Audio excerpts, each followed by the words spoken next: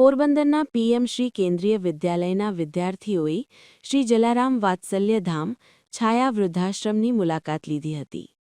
નવી શિક્ષણ નીતિ અંતર્ગત વિદ્યાર્થીઓમાં સંસ્કાર, માનવ મૂલ્યો અને સમાજ પ્રત્યેની જવાબદારીનો વિકાસ થાય તે હેતુથી પીએમ શ્રી કેન્દ્રીય વિદ્યાલયના વિદ્યાર્થીઓએ શ્રી જલારામ વાત્સલ્યધામ વૃદ્ધાશ્રમની ભાવનાત્મક અને પ્રેરણાદાયી મુલાકાત લીધી હતી.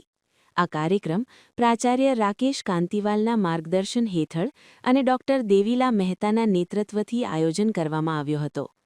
આજના સમયમાં જ્યારે બાળકો અને વડીલો વચ્ચેનો લાગણીસભર સંબંધ થોડોક ઓછો થતો જોવા મળે છે, ત્યારે આવી પ્રવૃત્તિઓ દ્વારા વિદ્યાર્થીઓમાં વડીલો પ્રત્યે સન્માન, સંવેદના અને કરુણાની ભાવના વિકસે તે મુખ્ય ઉદ્દેશ્ય સાથે આ મુલાકાત યોજાઈ હતી.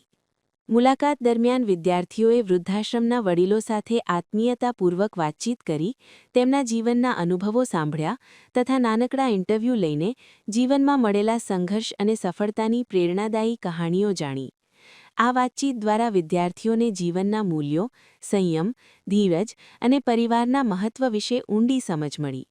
વિદ્યાર્થીઓ દ્વારા ભજન અને ગીતોની સુંદર રજૂઆત કરીને વડીલોનું મનોરંજન પણ કરવામાં આવ્યું, જેના કારણે સમગ્ર વાતાવરણ આનંદમય અને લાગણીસભર બની ગયું.